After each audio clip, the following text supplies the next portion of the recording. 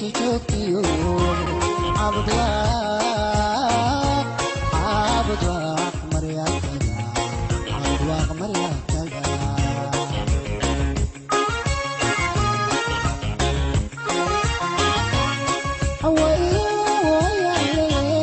على meeshii joogtiyo cabudwaaq maryaataga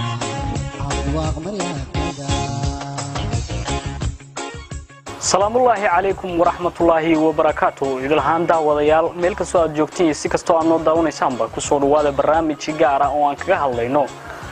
taariikhdii kala duwanaa iyo waliba marxaladii ay soo madhay degmada Caabudwaaq iyo waliba horumarkii ay sameysay xilligii ay dhacday dawladii dhexe wixii ka dambeeyay. barnaamijka waxaan diiradda ku saari doonaa horumarka iyo dhinaca waxbarashada iyo dhinaca caafimaadka waliba kama maqna dhinaca ganacsiga iyo waliba taariikhda magaalada. barnaamijka daawasho habboon.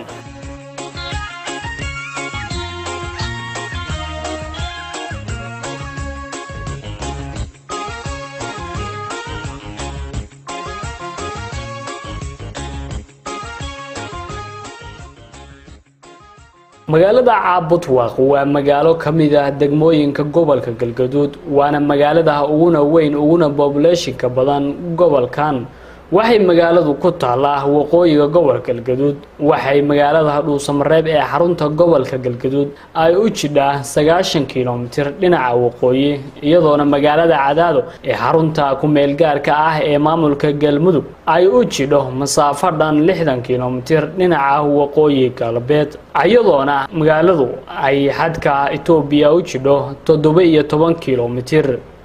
asaaskii magaaladani Caabudwaaq waxaa la asaasay sanadii 1956 xilligaas oo magaalada laga taagay dhismihii ugu horeeyay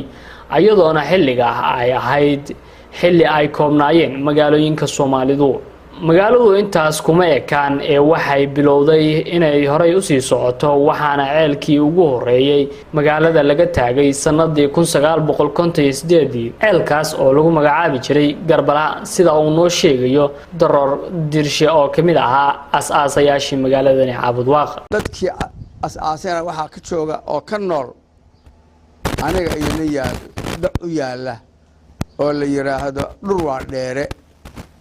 baakano ilaa hal sano ku dhawaad Caabudwaaq waxay ahayd guriga laga galo iyo kan lagu ganacsado iyo kan la seexdo kulli nagaar bay ahayd nagaar la saray soo jaray oo la dhisay oo guri laga dhigay bay ahayd. kabacdi baa lagu bilaabay dhismahaas aan nagaarka ahayn aniga iyo nal orange naxariis aad dabcasa iyo ninka hadda yaalo Dhurwaa Dheere baa bilowga ugu horeeyay oo duuya foftaba daqeeda way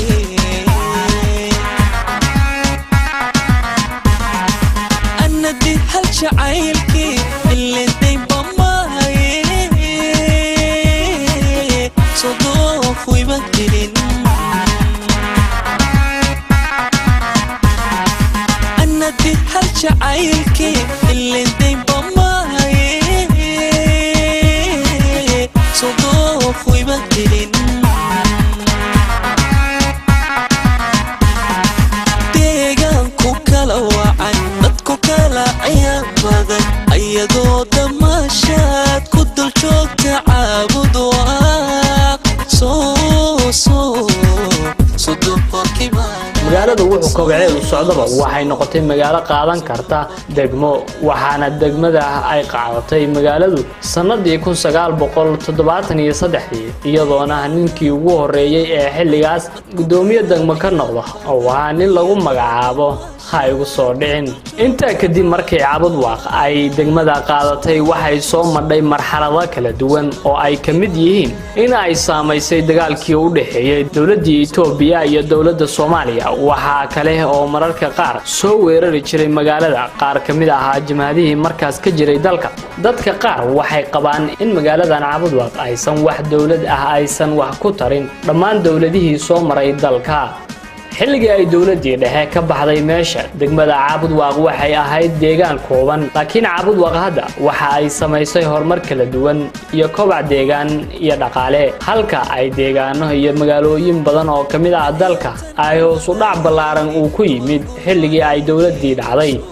waqti badan ka bacdi Caabudwaaq waxay noqotay magaalo horumarineed waxayna dadkeedu dhexda u xirtaan sida ay ula tartami lahaayeen magaalooyin fac weyn oo ku yaala dalka haatan Caabudwaaq waa magaalo kamid ah magaalooyinka gobolada dhexe ugu waaweyn waana magaalada ugu weyn maamulka Galmudug markii laga reebo Gaalkacyo oo laba dhinac sidaas oo ay tahayna horumarka deegaankan Caabudwaaq ma keenin dawlad ama wax maamul ah ee waxa iska kaashaday dadka deegaanka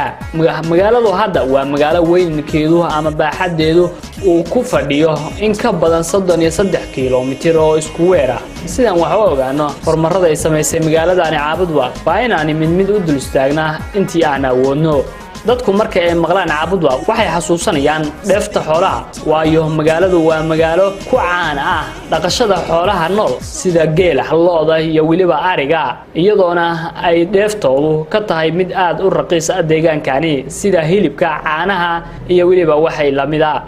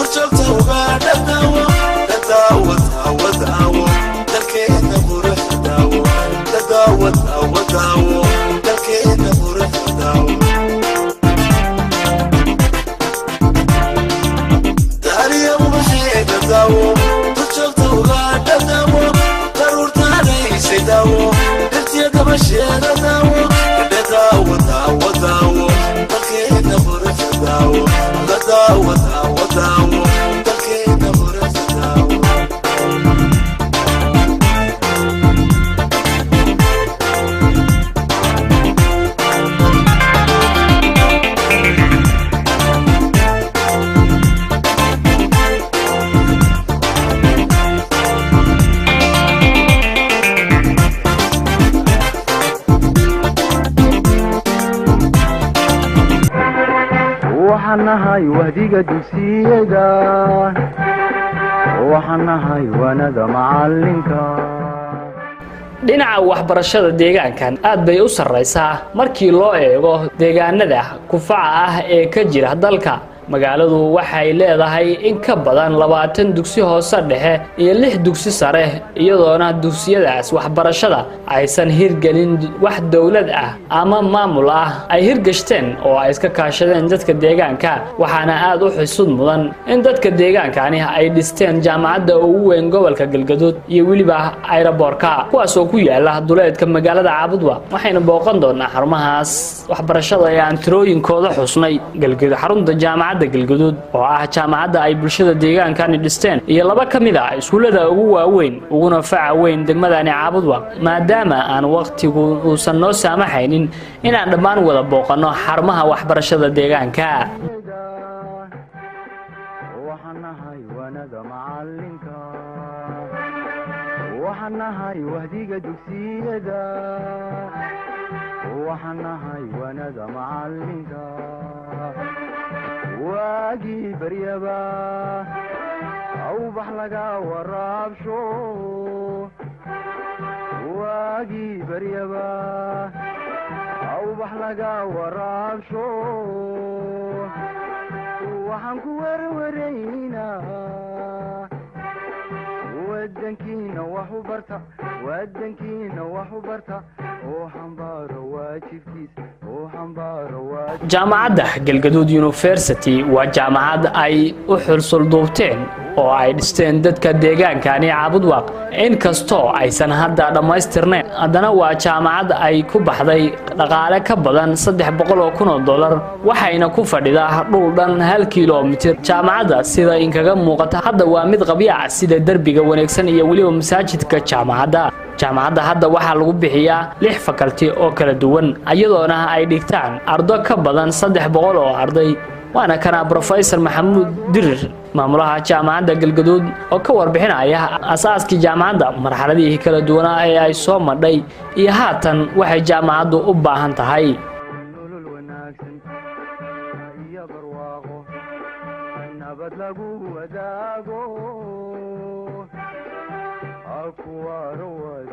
jaamacadda Galgaduud waxaa la aasaasay sanadkii 2014 bishii labaad runtii markii la aasaasay fikirka waxa iska lahaa dad qurba joog ah oo u badan dhanka Mareykanka iyo jaaliyada gudaha ayagoo kaashanaya ganacsatada deegaanka culimada ayay waxay keeneen fikir ah in jaamacad bulshadu wada leedahay laga aasaaso degmada Caabuga xilligaas ma looma haynin runtii qarash laakiin waxa la hayay fikradana waxa la soo dhisay 2013 waxa hormuud ka ahaa barayaal iyo dhakhaatiir hore ee jaamacadda ummadda ka tirsanaa waxa la ogaaday in iskuulaad jiraan isla markaana arday ay ka soo baxdo marka ay ka soo baxdana ay tagaan deegaano kale ay jaamacad u aadaan sida maxaan ku raadayay Boorame bariga Soomaaliya koonfurta sida Muqdisho kale meelahaas ay ardaydu aadayeen markii la aasaasay 2014 runtii guryo kira ah oo magaalada dhexdeeda ku yaala oo cidii aragtay ayaa lagu aasaasay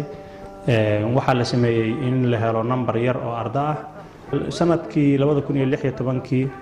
yaa waxa bilowday olole kala ah in jaamacaddii loo helo meel ay degto iyo dhisme in loo helo dadka qurba jooga ah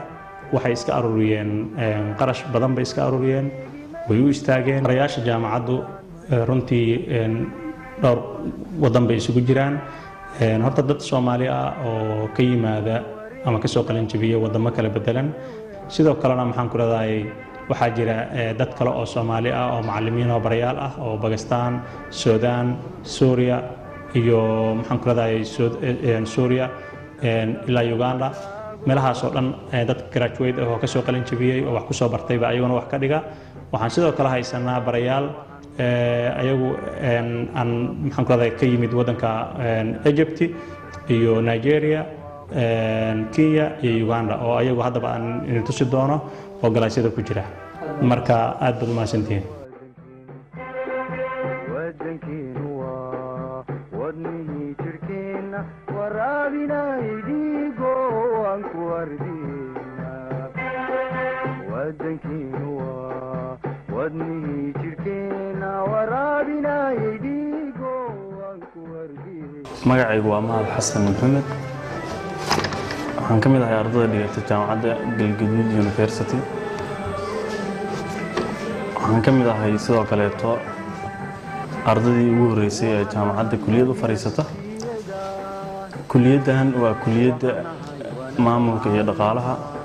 ama Faculty of Economics and Management Science ardayda halkan fadhidana waa arday kulliyadaas dhigata sanadkii afraad bay hadda bay ku jirtaa oo hadda waxa socda waa semester 8 kulliyadaha laga bartana way badan yihiin oo ilaa 6 kulliyadood baa laga qaataa waxaan dareemaynaa in aqoontii loogu talagalay ama tayadii loogu talagalay ee arday jaamacadeed inaan hadda leenahay wadankiina wax u barta oo xambaaro waajibkiisa ugu horeyn ilaahay baa mahad iskale marka labaad waxaan mahad u celinayaa dhammaan maamulka iyo macallimiinta iyo professorada jaamacadda Galgaduud University ee ardayda kuwa aan isku garaaska nahay iyo guud ahaan ardayda jaamacadda dhigata waxaan ka mid ahaa ardayda waxaan ahay mid ka mid ah ardayda dhigata faculty-ga Economic and Management Science semesterkii ugu dambeeyay sideedaad ardayda ku jirta ayaan ka mid ahay magacaygu waa Nimco Xasan Geelle jaamacadda waxaan bilaabay 2014 haddana gabagaba ayay noo maraysaa adowka waafo nolol wanaagsan iyo barwaaqo nabad lagu wadaago akuwaaro wadankeenu waa wadni waraabinay dhiigo aan ku ardina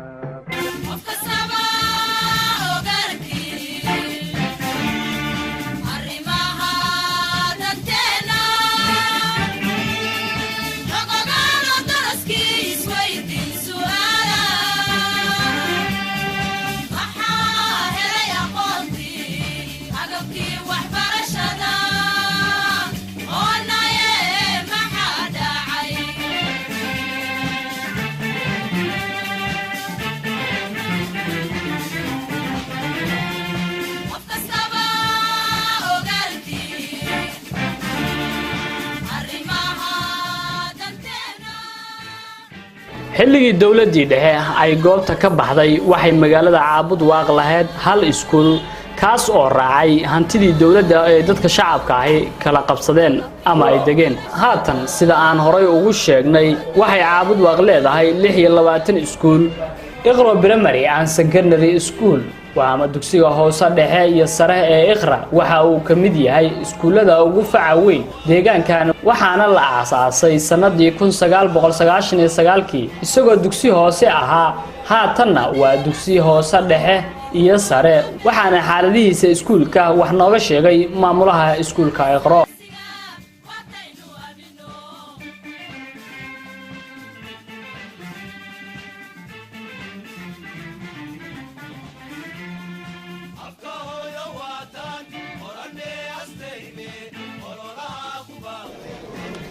بسم الله الرحمن الرحيم الحمد لله رب العالمين وبه نستعين الدين ونمور الدنيا أما بعد أنا عبد القادر إسحاق أحمد أهنا معمولها الدكسي كهوصل لحصر إقرأ هذه أنكاغا ورمو الدكسي إقرأ وحال أساسي كم سغال بقول سغاشن إيا سغالكي أي الله أساسي دكسي 1999 ilaa abtinoona uu shaqeynayaa inkastoo soo maray marxalado kala duwan laakiin anigu hadda ka Cabdi Qadar ahaan waxaan iskuulkan gacanta ku hayay 3 sano ee ugu dambeysay baan gacanta ku hayay insha Allah 3 sano waxyaalo fara badan baan noo qadsoomay waad arkaysaa sida uu shaqeynayo iskuulku iyo nidaamkiisa iyo ardayda dhigata iskuulka tiradooda معلمين maxaan ku raada shahaadada digriga sita oo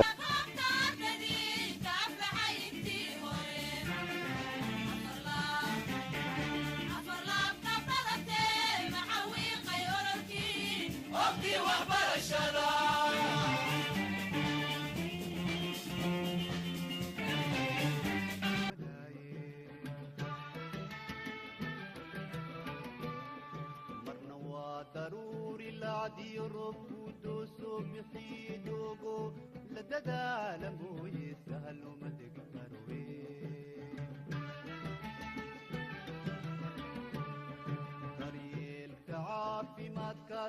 caafimaadka rabbi ayaa baxsha waana shay uu ibn aadan kasta u baahan yahay Caabud Waaq sanadii 1991 waxa ku yaalay hal isbitaal oo shaqadiisu yareed laakiin hadda isbitaalada ku yaala Caabud Waaq waa kuwa aan cadad lahayn isbitaalada waaweyn ee caalamiga ah waxay gaarayaan 16 isbitaal isbitaalka guud ee Cibaado waa isbitaal kamid ah isbitaalada ugu weyn uguna bukaanka badan waayo wuxuu isbitaalada kale kaga duwan yahay waa mid lacag la'aan ah oo ay gacanta ku hayso hay'adda IMC waxaana maalin walba ka faa'iideysta isbitaalkan dad ka badan 180 qof isbitaalku wuxuu xoog saaraa hooyada iyo dhallaanka iyadoona qaliimo kala duwan laga fuliyo maalin walba nuur waa maamulaha isbitaalka Cibaado wuxuu nooga warbixinayaa shaqooyinka kala duwan ee isbitaalka uu qabto bulshada deegaanka magacayga waa Nuur Xuseen Sheekhdon maamulaha guud ee isbitaalka Cibaado Referral Hospital ee degmada Caabud Waaq waxaan ka macalinaynaa shaqada baaxadda weyn ee aad u haysaan deegaanka insaan maanta nagu soo booqateen xarunta caafimaadka ee isbitaalka sad manaa u kulgashaan baahida dadka isbitaalkan Cibaado haddaan ku hormaro taariikhdiisa si yar oo kooban waxaa la furay 10kii bishii tobnaad 2014 markaas oo si toos ah xariga looga jaray oo shaqadiisa caadigeeda uu bilowday waxaa maalgeliya ama gacanta ku haysa IMC gacanta ku haysa International Medical Corps staff numberka ama shaqaalaha hadda ka shaqeeya oo isugu jira dhaqaatiir iyo kalkaaliyaal iyo intaba waa konton waxaa ka mid ah 4 dhakhtar oo isugu jira 2 dhakhtar oo qalliin ah oo haweenka qaabilsan dhakhtar qaabilsan ilmaha 5 sano ka yar iyo dhakhtar qaabilsan dadka 5 sano ka weyn 5 sano wixii ka weyn dadka weyn qaabilsan shaqada ugu weyn horta isbitaalka uu qabto haddaan dib ugu laabto waa hooyada iyo dhallaanka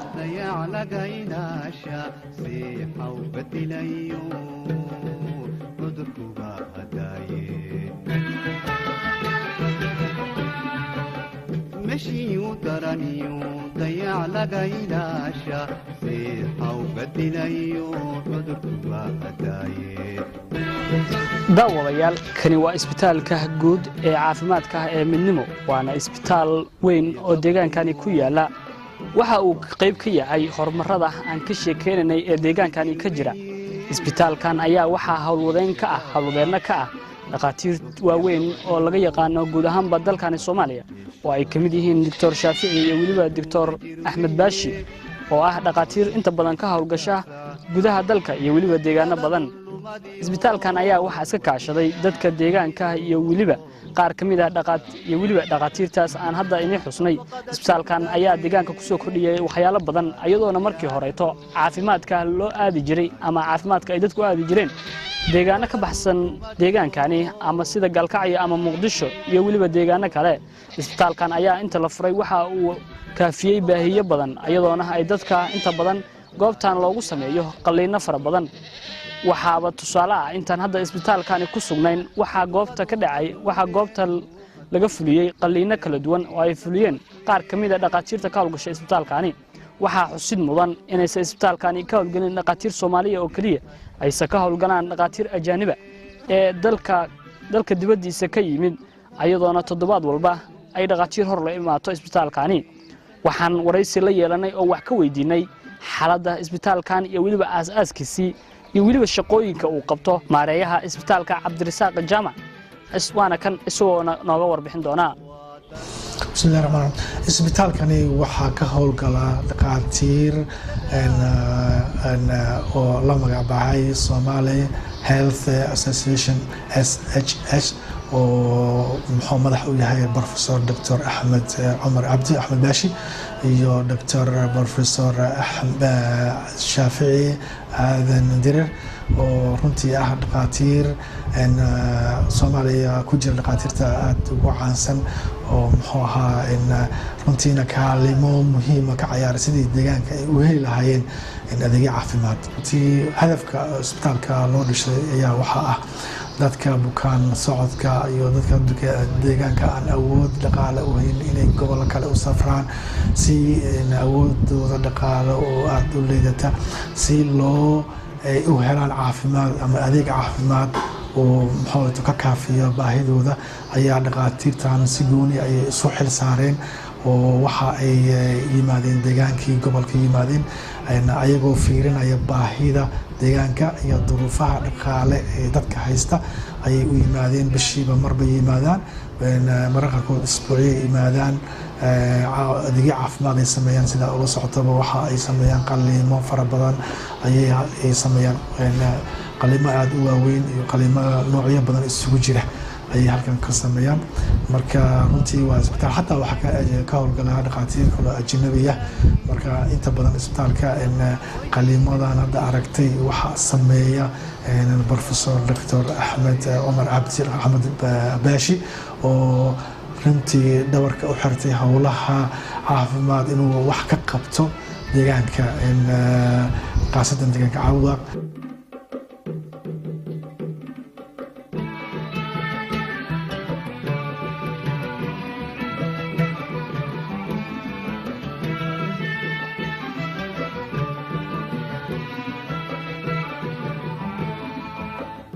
ciddii dadaasha dadiisa ubadku darxumada fakriga iyo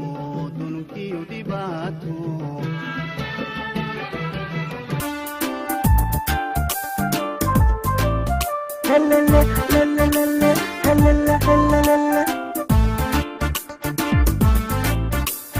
بلدك دوبان وروبك بوحيو إنم بوهوس داقوان وباهر برطمها طليعت كما تيحي كريد شعار دواق جوكت بلا سما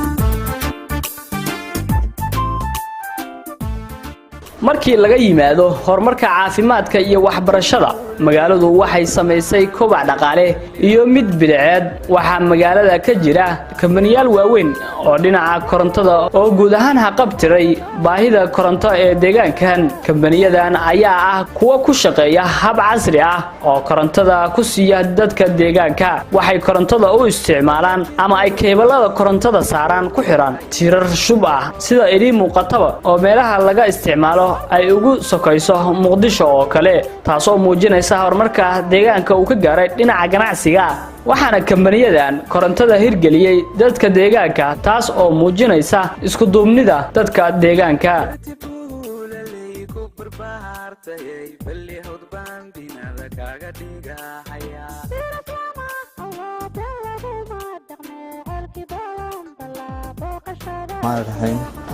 magacaygu waa Cabdiwaadir Ducaale Xirsi mahad Bashiir ismaan soo dhow walaalo kaaga mahadcelinaynaa sida hufan oo deegaanka ugu shaqeynaysiin shirkaddan dayax waxaa la aasaasay oo la bilaabay mashruuceeda 20kii bishii 6aad 2013 mashruuca oo weynaa awgeed waxay socotay hawshu hal sano iyo 10 bilood waxaana shirkadda aakhirkii dhidibada loo taagay 15kii bishii 5aad 2015 ay shirkadda hawl bilowday ilaa maanta way shaqeynaysaa adeega shirkaddu ay qabato waxaa ka mid ah waxay deegaanka siisaa koronto xoog leh shaqo hufan adeeg degdeg ah iyo saacada oo 24 saac ay shaqaalo shaqeeyaan qalabka isticmaalna waxa weeyaan matooro casri ah oo 700 kV ah iyo power transition baalayaal shubaan isticmaalno iyo power stabilization oo baalayaal alwaaxa iyo kuwa biraha baan isticmaalno deegaanka waxaan ku soo kordhinay koronto power leh oo 24 saac tagay dadka si fiican oo wanaagsan baan ugu shaqeynaa dadka kama shaqeysana kaliya waan u shaqeynaa oo service badan baan deegaanka u qabanaa waxaan deegaanka u qabanaa wadooyinkii oo kala waashnaa iskooladii masaajidii waaweynaa masaajidii deegaanka oo dhan koronto lacag la'aan aan siinaa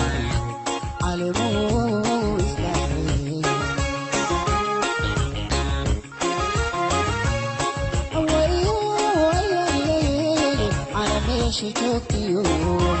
Abdullah Maria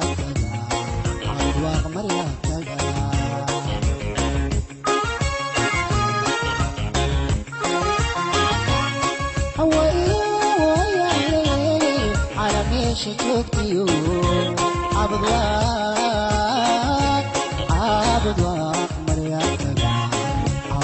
Maria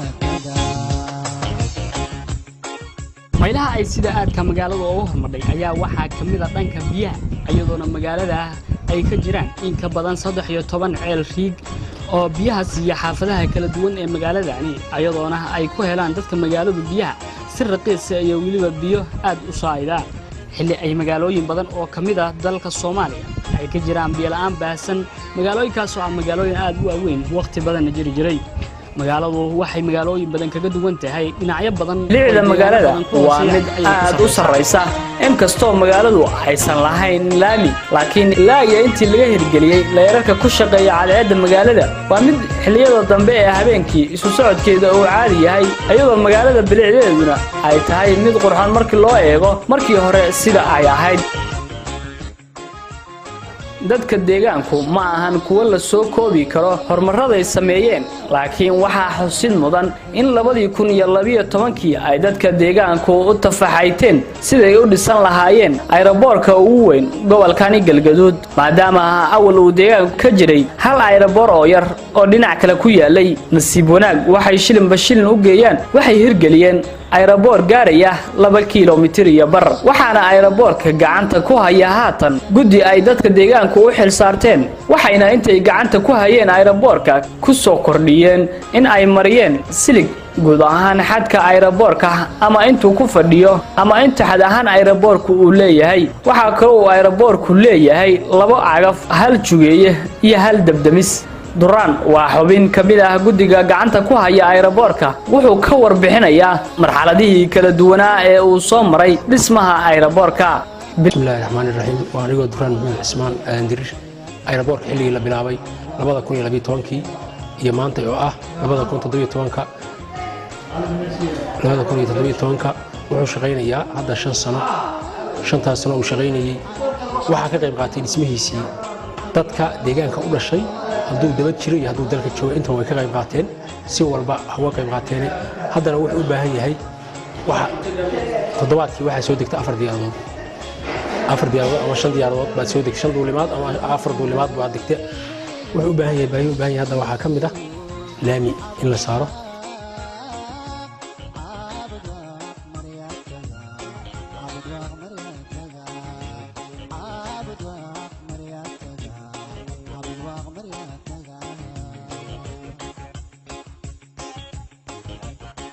ما شاء الله البورك عن انت اللي من بدن بو انفع بلا جدشي هذا زيارات naga hore in badan ba diyaaradu ka soo degaan aad bay toddobaad ka dhowr diyaarado ka soo degto aad u fiican yahay boorkaasi intaankiisa way ay boorka marka intuu isnaa ilaa xilligan hadda la sii karaa ay boorka waa ka maqan yahay waxa ka maqan ay boorka oo laga dhigo laami laga dhigo dadka qurbajoogta oo deegaanka u dhashay البورك إن بدن بعد شقينا إلا كمان سنة وكله جاي يقولوا شقينا شيء عن أصلا إن اللام البورك عن سعران هدو اللي هدو وحرينا البورك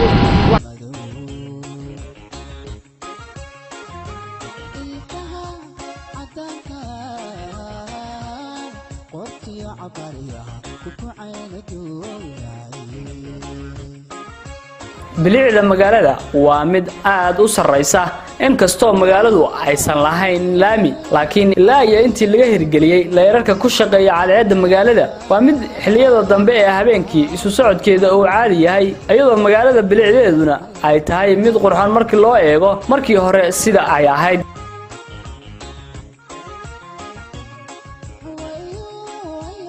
tani waa warshada biyaha saxa waxa ay kamid tahay horumarada la taaban karo ee dadka deegaankani ay sameeyeen waa warshad soo saarta biyaha shablaanta ama caasida qof waliba sida uu yaqaano warshadan ayaa laga hirgeliyay 7 bilood ka hor deegaankani ayadoona haatan ama biyaha ka soo baxa loo iibgeeyo deegaanada galmudug iyo waliba kuwa Itoobiya warshadan ayaa in badan oo baahida dadka deegaanka xagga biyaha nadiifta ah ka xaqabtay dadka deegaanka iyadoona warshadani ay tahay waxyaalaha la taaban karo ee horumarka ah ee deegaankani ka jira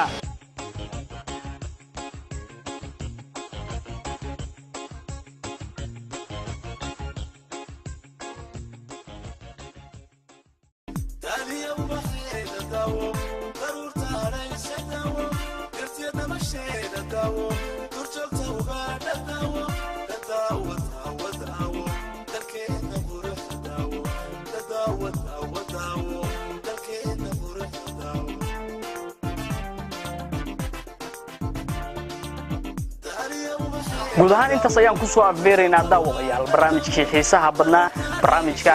oo ah barnaamij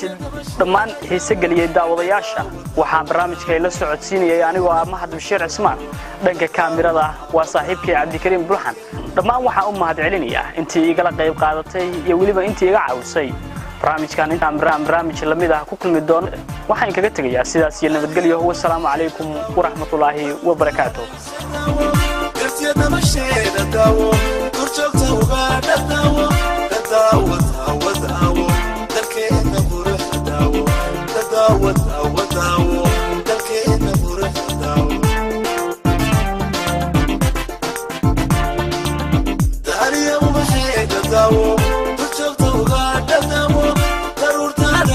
Dawo